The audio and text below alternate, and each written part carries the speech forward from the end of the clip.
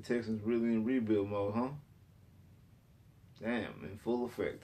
What's up, YouTube? Your boy back once again with another sport topic, and today we're gonna talk some football, Houston Texans football. Today we're gonna talk about all these rumors surrounding Brandin Cooks. Could the Texans really potentially shopping Brandin Cooks? Could Brandin Cooks really be on the trade market? We're gonna talk about. We're gonna break it down. But before we get into that, hey.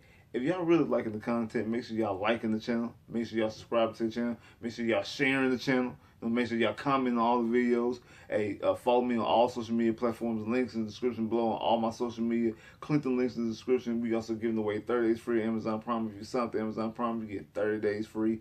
Make sure y'all liking the channel, like I said, comment on the channel, subscribing to the channel, and make sure y'all follow me on all social media platforms. Everything is in the description. Y'all hit the links, and hey, let's get this channel growing. Now, let's talk about these things, because like over the weekend, these rumors surfaced about wide receiver Brandin Cooks. The teams have been calling the Houston Texans about Brandin Cooks.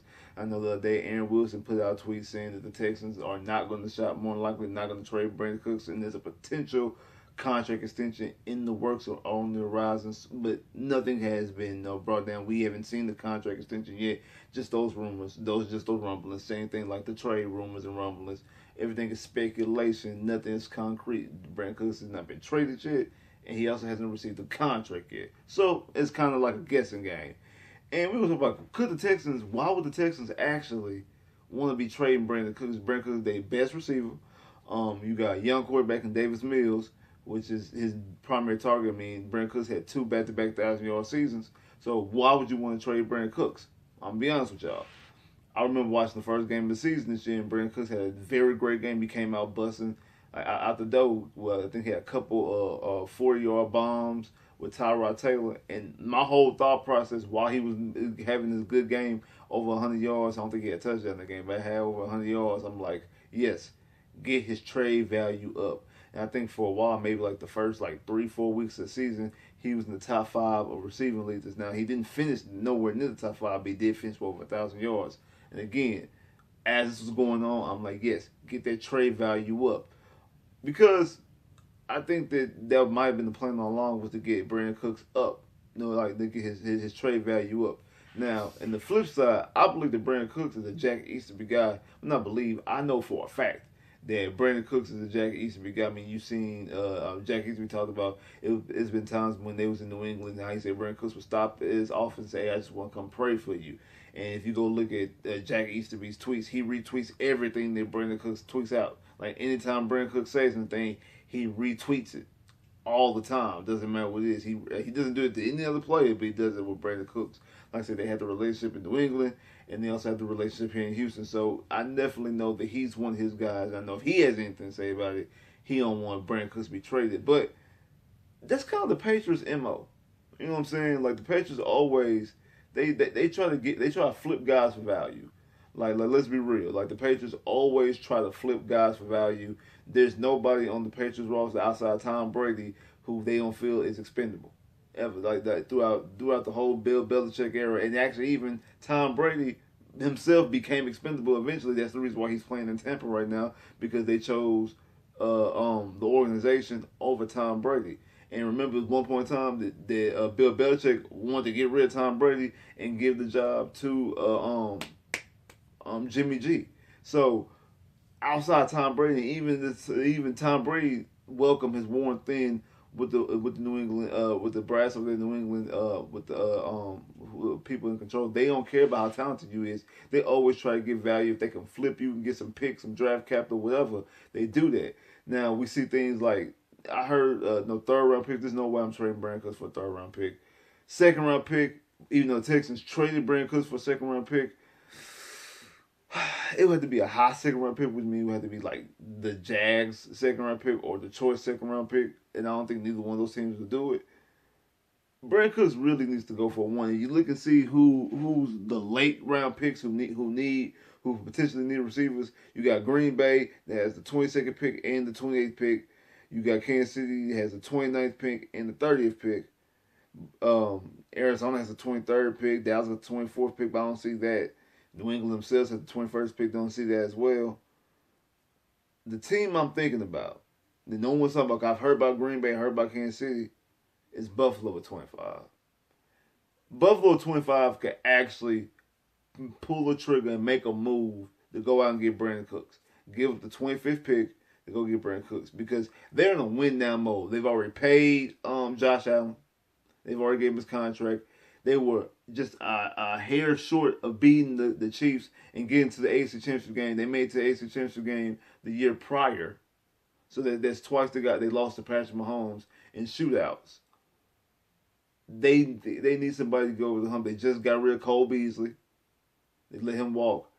And then him opposite Stephon Diggs would be with a quarterback like Josh Allen who has arm, because we were talking about people been talking about Green Bay and Aaron Rodgers, and I know 2 years ago they tried to come out to get Fuller, Patrick Mahomes because he just lost Tyreek Hill. Those are easy comparisons and easy things to draw up.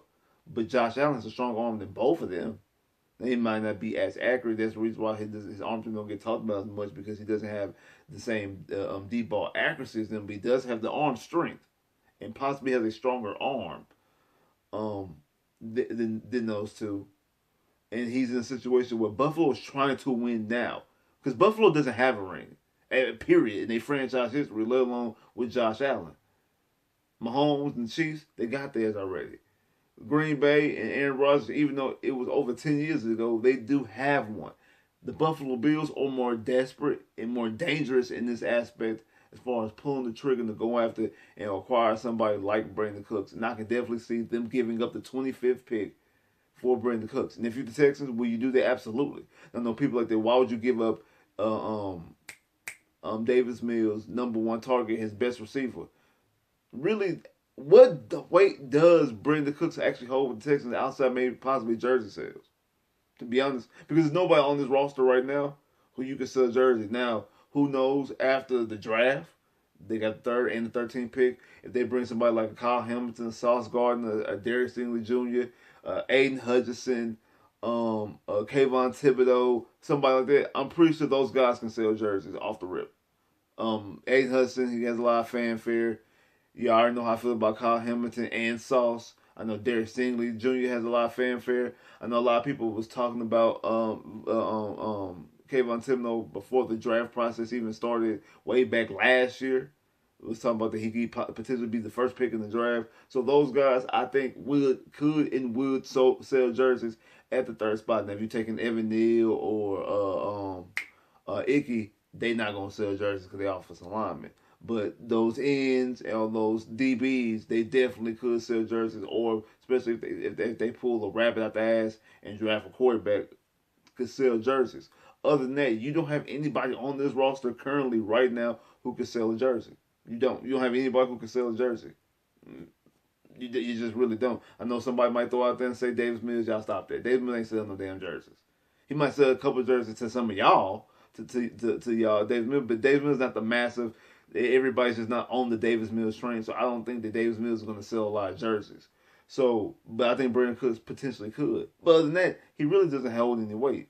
Now, he does help Davis Mills in his development. He also helps Davis Mills. You figure out what you have in Davis Mills, and that right there would be another indicator of maybe the Texans are not all that high on Davis Mills. Now, they could use the draft capital with the 25th pick to draft a receiver. Could use the 13th pick to draft a receiver. I know you're like, well, damn, if you're going to trade Brandin Cooks, why would you draft a receiver?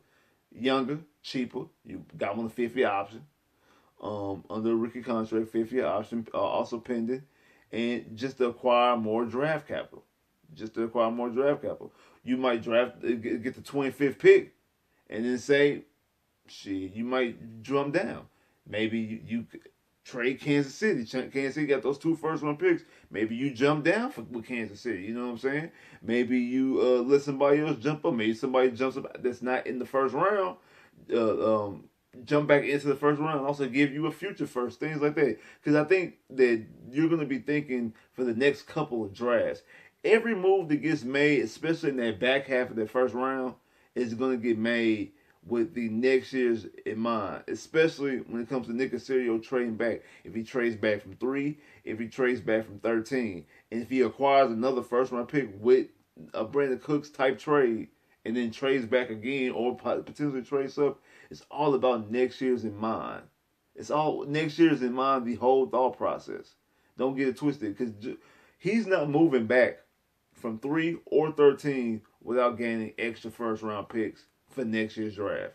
Because he's thinking about the next year and the year after, the year after. If I have to go out there and get a C.J. Stroud or Bryce Young or anybody else in the next upcoming drafts, I want to make sure I have all my ducks in a row. I want to make sure I have enough in my arsenal. If I have to move up, if I have to move back, if I have to turn up, whatever I gotta do, I have enough in the chamber to move around and maneuver and do what I gotta do with these next couple of drafts. That's going to be the thought process going forward. So when you bring it back right now with the whole Brandin Cooks trade, potentially get a late first round pick.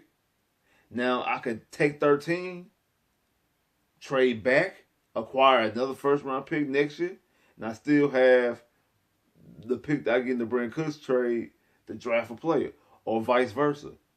Draft who I want to draft with 3 and 13, and then I can trade this 25th pick and trade out of the first round. Maybe somebody else, maybe Detroit, somebody, whoever jumps back. Detroit does the last pick in the first round. Who say that another team, the Falcons or whoever, don't try to jump up into the first round, jump back up into the first round.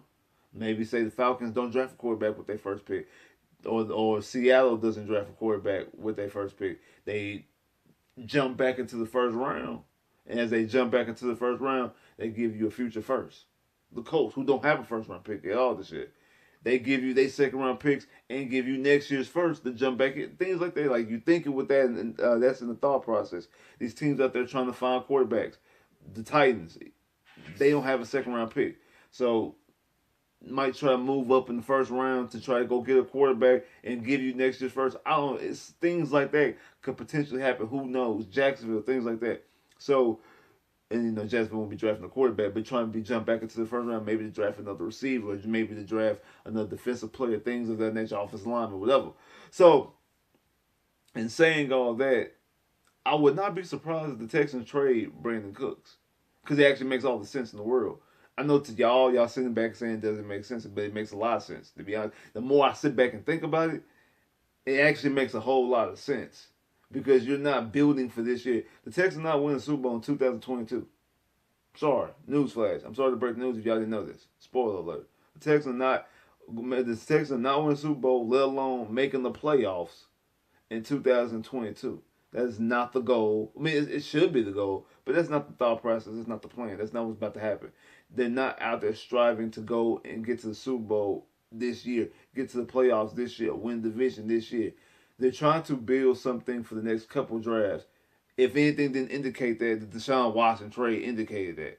Because, they got 3 first rounds, but they third and their fourth round picks, or whatever, the third and fifth round picks, whatever the picks that they acquired, are in future drafts, which possibly was part of why I was frustrated, because you didn't gain any seconds, and then those draft picks aren't until the next couple of drafts. They're not even in this draft. Like the third, I think we did get a 4th round pick later on for this draft, but the other 4th and the 3rd are not even. They not in this year's draft. One's in this year. One's in next year's, and the one's in the year after. So the thought process is they're going to the next couple of drafts. The next couple of drafts, they're kicking the can down the road because they're thinking about what type of value they can have in the next couple of drafts. They want to make sure they have so many draft picks and draft capital in future drafts. So I wouldn't be surprised. It wouldn't even really shock me if they traded Brandin Cooks for a future first. Like, say, they don't even trade Brandin Cooks for a draft pick in this draft. They trade Brandin Cooks and they get next year's first. That wouldn't surprise me. So, like, the only way I would be okay with that, though, is if they trade him after the draft. Now, if they trade him before the draft and trade him for a future first, or trade him on draft night for a future first, that's stupid. That's dumb. That's completely dumb. But if they trade him, because I think, if I'm not mistaken, when he got traded from the Patriots to the Rams, it was after the draft, and it was for the future first. I know when he got traded from the Saints to the Patriots, it was in that same year, that same draft. The following year, because he only played with the Patriots one year, the following year he gets traded to the Rams, and the Rams signed him a contract.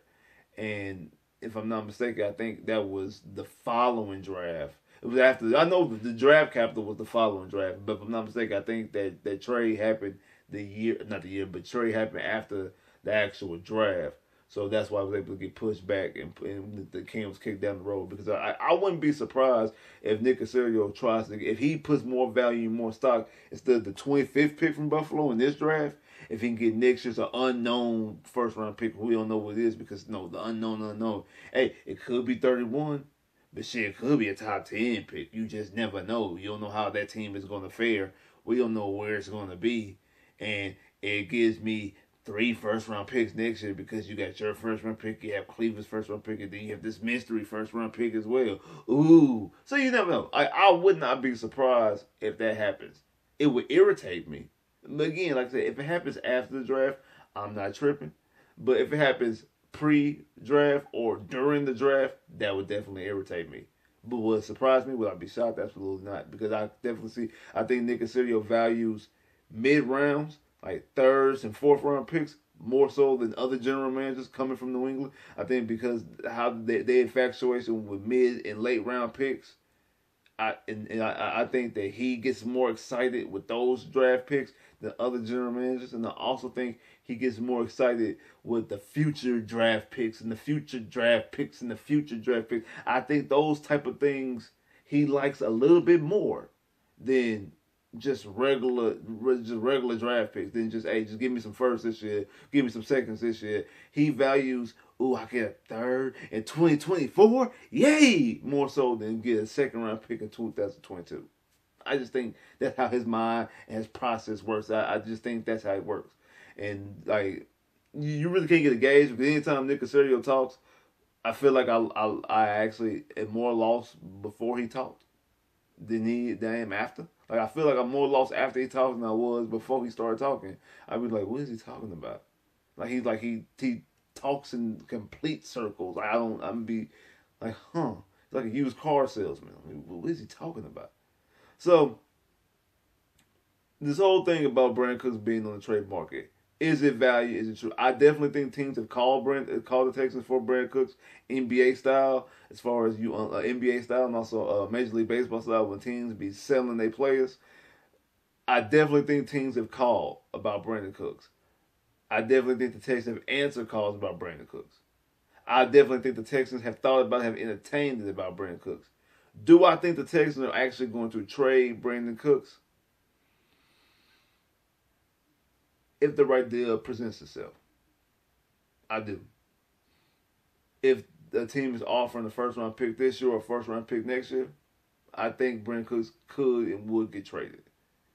If it's anything less than that, I don't think the Texans would trade Brandin Cooks or should trade Brandin Cooks. If it's a first round pick, I'll do it. And I think the Texans would do it. If it's anything under a first round pick, I highly doubt the Texans do it. And I don't think the Texans should. Maybe a second round pick. I'm not sure about a second round pick. If it is a second round pick, I personally will pull the trigger. I don't think the Texans would. Because I do think that he's liked in that building. He's valued in that building from other standpoints.